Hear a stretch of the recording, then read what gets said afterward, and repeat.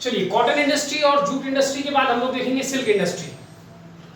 Silk known for lustre, drape and strength, hence called queen of textiles. रेशम को queen of textile यानी वस्त्रों की महारानी के नाम से ऐसे जाना जाता है, क्योंकि उसमें एक बढ़िया चमक होती है, उसमें जो है टेंसाइल होता है, वो माने खींच के आप तोड़ नहीं सकते उसको, और उसमें मजबूती होती है। ठीक है, तो ये सारी खूबियां उसमें पाई जाती हैं, इसलिए सिल्क को क्वीन ऑफ टेक्सटाइल कहा जाता है। India is only country producing all 5 varieties of silk. ये पहले भी हम एग्रीकल्चर चैप्टर में पढ़ चुके हैं।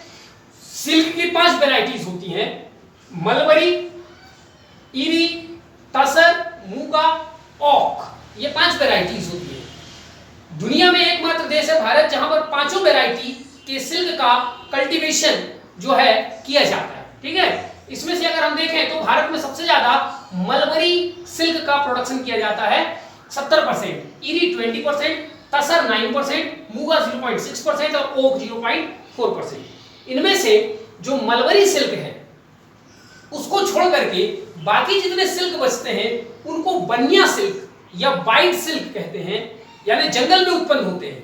ठीक है, तो बनिया सिल्क या wild silk means those silk which are produced from the forest. ठीक है, इसकी अलग से कोई पेड़ लगा करके उसकी खेती नहीं किया। मलबरी माने सहतूत, सहतूत का पेड़ तो हम कहीं भी लगा सकते हैं। ठीक है, तो इस प्रकार से ये आपने समझ लिया।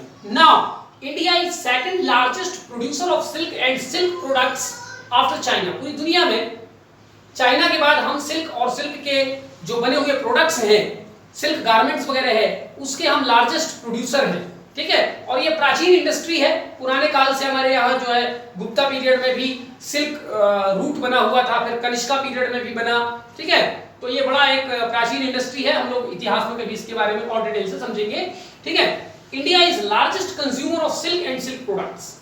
हम प्रोड्यूसर तो सेकंड लार्जेस्ट है, लेकिन कंज्यूमर हम सबसे बड़े हैं। पूरी दुनिया में कॉटन, जूट और सिल्क तीनों के इंडिया में जो है वो हम लार्जेस्ट कंज्यूमर हैं।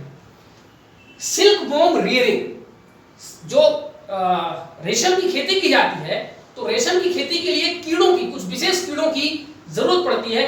उन कीड़ों को कुछ विशेष पेड़ों में पाला जाता है, उन्हीं पेड़ों से वो कीड़े अपना भोजन प्राप्त करते हैं और वहां पर रेशम उत्पन्न करते हैं। ठीक है, तो सिल्क वॉर्म रियरिंग माने उन सिल्क के उत्पन्न करने वाले कीड़ों को पालने की जो कला है उसको साइंटिफिकली सेरीकल्चर कहा जाता है। ठीक है, ये जो कीड़े होते हैं ये पेड़ों पर कोकून बनाते हैं। कोकून माने कृमि कोश। ठीक है, एक जो है मजबूत खोल बना लेते हैं चारों तरफ, उसमें कीड़े रहते हैं और उसी में वो अपना जो है रेशम को सीक्रेट करते हैं। बाद में उस कोकून को निकाल लिया जाता है, उसको फोड़ा जाता है, तो उसमें से वो हल्के रेशे निकलते हैं, वहीं से फिर रेशम बनाया जाता है। ठीक है, तो कोकून क्या है ये भी आप समझ लें। ठीक है, कोकून के अंदर ही कीड़ा रहता है। अच्छा, बॉम्बिक्स मोरी, ये बॉम्बिक्स मोरी क्या है? ये डोमेस्टिक सिल्क बॉम है। भारत में सबसे ज्यादा मात्रा में पाला जाने वाला, रेशम पैदा करने वाला ये कीड़ा है। ठीक है, उसका नाम आपको याद रखना है। लीडिंग, अच्छा आगे देखते हैं। Silk textile industries are mainly located in South India. ज्यादातर दक्षिण भारत में सहतूत के पेड़ ज्यादा मात्रा में पाए जाते हैं और साउथ इंडिया में केवल मलबरी रेशम ही होता है। तसर, इरी, ओक वगैरह ये north India, north east India वगैरह में इसकी खेती की जाती है। बाकी south India is exclusively known for mulberry class of silk. ठीक है, और मलबरी का ही कंट्रीब्यूशन 70% है, इसलिए लीडिंग प्रोड्यूसर जो है रीजन वाइज वो साउथ इंडिया है सिल्क का। लीडिंग सिल्क टेक्सटाइल प्रोड्यूसर, अब हम लोग देख लेते हैं सबसे ज्यादा प्रोडक्शन कहां होता है। स्टेट वाइज देखते हैं। कर्नाटक, सिल्क टेक्सटाइल और सिल्क दोनों का लीडिंग प्रोड्यूसर है कर्नाटक। 50% सिल्क टेक्सटाइल वहां पर होता है। Most important centres of silk textile are Bangalore, Mysore, Anekal और मोटाकलमुरु। ठीक है, ये इंपॉर्टेंट सेंटर्स है कर्नाटक में। दूसरे नंबर में है वेस्ट बंगाल, जो कि 20% टेक्सटाइल, सिल्क टेक्सटाइल जो है वो पैदा करता है। उसमें इंपॉर्टेंट सेंटर है बिष्णुपुर और मुर्शिदाबाद। थर्ड नंबर पे Jammu Kashmir 10% contribution. Srinagar is the leading silk textile centre. It is followed by Andhra Pradesh. चौथे नंबर पे Andhra Pradesh 8% contribution. Important centres हैं यहाँ पर धर्मावरम, पोचमपल्ली, वेंकटगिरी, नारायणपेट, ये इंपॉर्टेंट सेंटर्स हैं आंध्र प्रदेश में। पांचवें नंबर पे तमिलनाडु 6% कंट्रीब्यूशन है इसका। कांचीपुरम, यहीं से कांचीपुरम ब्रांड की फेमस साड़ी चलती है जो कि सिल्क की होती है। तो कांचीपुरम, तंजावुर, अरनी, सालेम और कुंभाकोणम, ये इंपॉर्टेंट सेंटर है जहां पर सिल्क इंडस्ट्री लोकेटेड है। अदर में 6% जो है, बाकी 94% यहाँ हो गया, 6% जो बाकी बचा उसमें आ जाता है असम। असम में इंपॉर्टेंट सेंटर है सुआलकुची। फिर उसके बाद तेलंगाना में करीमनगर बहुत फेमस है, आदिलाबाद, वारंगल, फिर बिहार में भागलपुर, गया, छत्तीसगढ़ में रायगढ़, चंपा, मध्य प्रदेश में चंदेरी, बालाघाट, गुजरात में अहमदाबाद और सूरत, महाराष्ट्र में पैठन साड़ी या पैठनी साड़ी बहुत फेमस है, ठीक है, वो महाराष्ट्र में बनती है, सिल्क की होती है। और यूपी में बनारसी साड़ी बहुत फेमस है, ठीक है। तो ये सारे सिल्क के इंपॉर्टेंट सिल्क टेक्सटाइल के सेंटर है। भारत सिल्क इंपोर्ट भी करता है, सिल्क के बने हुए टेक्सटाइल इंपोर्ट करता है। तो सिल्क टेक्सटाइल के सबसे बड़े इंपोर्टर, मतलब सबसे बड़ा इंपोर्ट हम भारत में जो करते हैं, किन देशों को करते हैं? सबसे ज्यादा यूएस हमारा सबसे बड़ा मार्केट है, it is followed by UK and then Russia. Employment, अगर सिल्क टेक्सटाइल सेक्टर में देखें तो लगभग 85 लाख लोगों को ये जो सेक्टर है वो एम्प्लॉयमेंट प्रोवाइड करता है। चलिए हम देखते हैं कि सिल्क टेक्सटाइल की प्रॉब्लम क्या है भारत में। नंबर 1, प्राइस फ्लक्चुएशन, माने रेशम के बने हुए टेक्सटाइल की कीमत में कोई स्थिरता नहीं है। प्राइस जो है वो लगातार फ्लक्चुएट करता रहता है और इससे कस्टमर को और जो इसके प्रोड्यूसर है, सेलर है, सबके बीच में एक डिलेमा बना रहता है, ठीक है। Number 2, absence of proper market, ज्यादातर मार्केट इसका साउथ इंडिया में ही है, ठीक है, क्योंकि साउथ इंडिया के लोग थोड़े से कल्चरल लिंकेज के साथ उस चीजों को, सिल्क वगैरह से बने हुए साड़ी और उनके बने हुए अन्य परिधानों को ग्रहण करते हैं। नॉर्थ इंडिया में थोड़ा सा फैशन चेंज हो चुका है, ठीक है। तो अगला जो कारण है वो है चेंजिंग फैशन पैटर्न। अब लोग साड़ी, मतलब जो महिलाएं वगैरह हैं वो साड़ी पहनना बहुत ज्यादा प्रेफर नहीं करती। पुरुष वर्ग में भी जो सिल्क के बने हुए कपड़े हैं वो ज्यादा प्रेफर नहीं करते। एक तो ये महंगा होता है, आजकल जो सिंथेटिक फाइबर और सिंथेटिक कपड़े चले हैं उनके सामने सिल्क वगैरह की कोई वैल्यू तो है, लेकिन हम लोग नहीं समझते, ठीक है। तो ये जो फैशन में जो चेंजिंग आ रहा है उसके कारण भी silk industry sector, jute industry sector या कॉटन इंडस्ट्री सेक्टर में भारी गिरावट जो है वो देखी जा रही है, ठीक है। अगली बात है poor information on market trends. तो मार्केट का ट्रेंड क्या होगा, कब प्राइस घटेगा, कब बढ़ेगा, इसकी एक निश्चित और एक सही सटीक जानकारी का भी अभाव है। 5वां, lack of finance, promotion and marketing.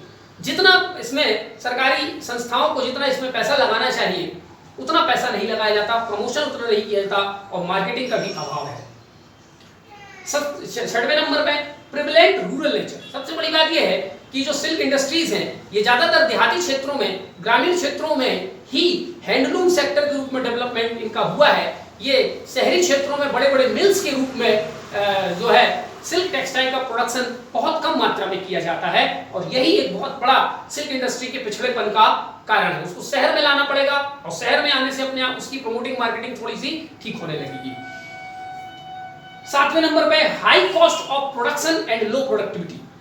Silk को रेशम बनाने में काफी पैसा लगता है, कैपिटल इन्वेस्टमेंट ज्यादा है, जबकि रिटर्न जो है, मतलब जिस मात्रा में हमको प्रोडक्शन मिलना चाहिए उस मात्रा में प्रोडक्शन नहीं है, ठीक है। अगली बात हम देखते हैं, ये पिछले एग्रीकल्चर चैप्टर में मैं आपको आंकड़ों के साथ मैंने भी बात किया था कि भारत में सिल्क कितना प्रोडक्शन होता है और चाइना में कितना, तो प्रोडक्टिविटी भी बहुत कम है हमारे यहाँ। इसके अलावा कंपटीशन फेस करना पड़ रहा है सिल्क इंडस्ट्री को दो चीजों से, एक तो सिंथेटिक फाइबर और दूसरा हमारा जो क्लोज कॉम्पिटिटर है China is world's leading silk and silk textile producer. तो वो पूरी दुनिया में काफी सस्ते कीमत में, काफी अच्छे ब्रांड के रूप में, काफी अच्छी क्वालिटी के रूप में जो है सिल्क टेक्सटाइल को प्रमोट करता है, उसे बेचता है और हम जो है इस मामले में थोड़े से पीछे रह जाते हैं, ठीक है। तो ये हमारी प्रॉब्लम्स है। अब हम कुछ गवर्नमेंट इनिशिएटिव्स देखते हैं, भारत सरकार ने क्या कदम उठाए हैं सिल्क टेक्सटाइल के लिए। पहला है ऑर्गेनाइजेशनल सेटअप, माने बहुत सारी संस्थाओं को सिल्क टेक्सटाइल को प्रमोट करने के लिए, सिल्क को प्रमोट करने के लिए जो है स्थापित किए गए हैं। पहला है सेंट्रल सिल्क बोर्ड जो कि बेंगलोर में है और ये पूरे सिल्क सेक्टर के लिए प्लानिंग करना, उसके लिए पॉलिसी बनाना, उसके डेवलपमेंट की सबसे बड़ी बॉडी है।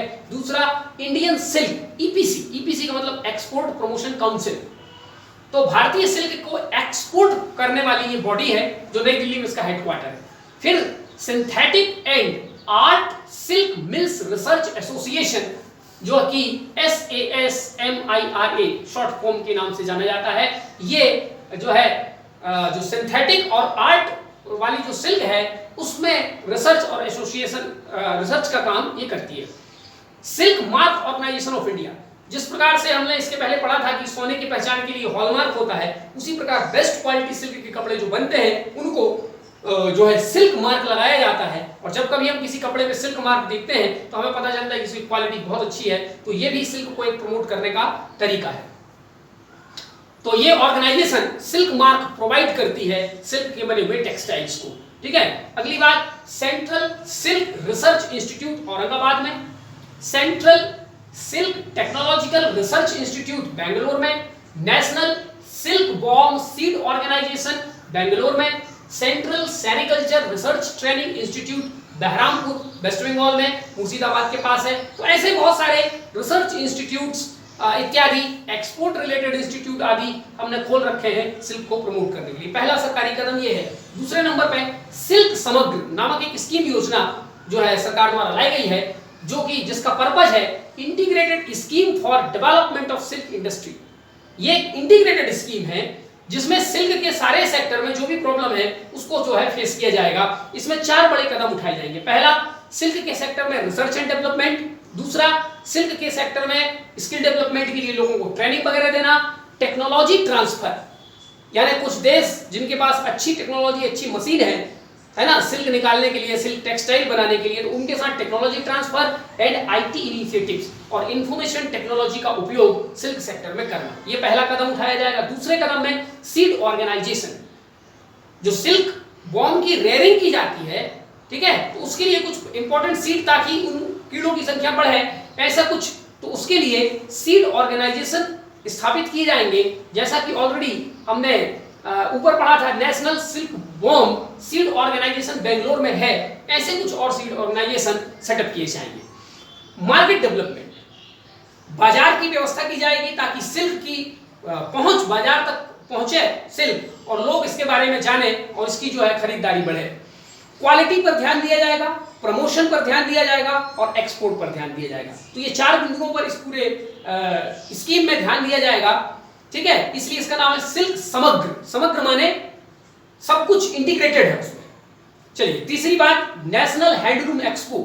जगह जगह नेशनल हैंडलूम एक्सपो लगाए जाते हैं, जिसमें जूट के बने सामान, आपके हैंडीक्राफ्ट के बने सामान, सिल्क के बने सामान को वहां पर रखा जाता है और इस प्रकार उनको प्रमोट किया जाता है। Sericulture information linked knowledge system, जिसका जो है शॉर्ट फॉर्म भी सिल्क बनता है। ठीक है, ये क्या है? A web portal showing district of sericulture. ये पूरे भारत के उन जिलों के बारे में जानकारी देता है जहां सिल्क की जो है खेती की जाती है। 5वें नंबर पे तोसाली मेला। उड़ीसा के भुवनेश्वर में हर साल तोसाली मेला नाम से एक मेला लगता है, जहां पर सिल्क के कपड़ों की प्रदर्शनी लगती है, वहां इसको प्रमोट किया जाता है। बनिया क्लस्टर प्रमोशन प्रोग्राम, ये जो वाइल्ड सिल्क है उसको प्रमोट करने के लिए बनिया क्लस्टर प्रमोशन प्रोग्राम लाया गया है। फिर रेशम घर, जगह जगह पर सिल्क के स्टोर खोले गए हैं कि वहां से आप जाकर के सिल्क की चीजों को, गारमेंट्स वगैरह को आप ले सकते हैं, उसको रेशम घर नाम दिया गया है। ठीक है, इसके बाद anti dumping duty on import, जैसे कि हम चाइना से, जापान से, अगर जहां कहीं और सिल्क होता है वहां से यदि हम सिल्क वगैरह या सिल्क से बने हुए पदार्थों का, वस्तुओं का यदि हम इंपोर्ट करते हैं तो सरकार उन पे एक एंटी डंपिंग ड्यूटी लगा देती है, ताकि हमारा जो डोमेस्टिक सिल्क इंडस्ट्री सेक्टर है वो बच सके। ठीक है, इसके अलावा भी और बहुत सारे कदम उठाए गए हैं। ठीक है, भारत में सबसे ज्यादा कंट्रीब्यूशन मलबरी सिल्क का है, तो भारत सरकार अब ये कोशिश कर रही है कि अन्य इरी, तसर, मूंगा इत्यादि का भी शेयर धीरे धीरे बढ़ाया जाए, केवल मलबरी पर ही सारा कॉन्सेंट्रेशन ना किया जाए। तो इस प्रकार से अनेक इनिशिएटिव ऑर्गेनाइजेशनल सेटअप के माध्यम से, स्कीम्स के माध्यम से, इसके अलावा सिल्क सेक्टर में जुड़े हुए जो फार्मर्स हैं उनको, और सिल्क टेक्सटाइल से जुड़े हुए जो कलाकार हैं, आर्टिसंस हैं, उनको भी प्रमोट करने के लिए सरकार अनेक प्रकार की स्कीम योजनाएं भी लाती है और लाती है। तो उसके बारे में हम लोग जो है, जब टोटल ओवरऑल हम देखेंगे कि टेक्सटाइल सेक्टर की प्रॉब्लम और उसमें गवर्नमेंट इनिशिएटिव, तो कुछ बातें वहां भी कवर होंगी। अभी हम लोग सिल्क में इतनी देखते हैं, नेक्स्ट हम लोग देखेंगे इंडिया में वूलन टेक्सटाइल। Thank you.